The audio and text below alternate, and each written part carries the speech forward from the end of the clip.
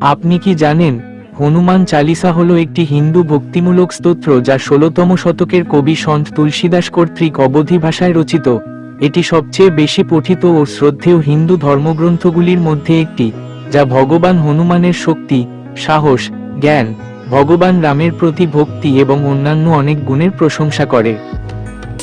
হনুমান চালিসার ৫টি মূল দিকগুলি হল: ১. হনুমানের প্রশংসা।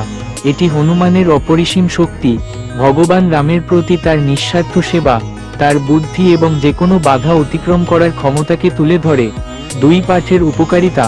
লক্ষ লক্ষ হিন্দু বিশ্বাস করেন যে ভক্তি সহকারে হনুমান চালিসা পাঠ করলে শক্তি, সাহস, অশুভ থেকে সুরক্ষা, দুঃখ থেকে মুক্তি এবং আকাঙ্ক্ষা পূরণ হয়।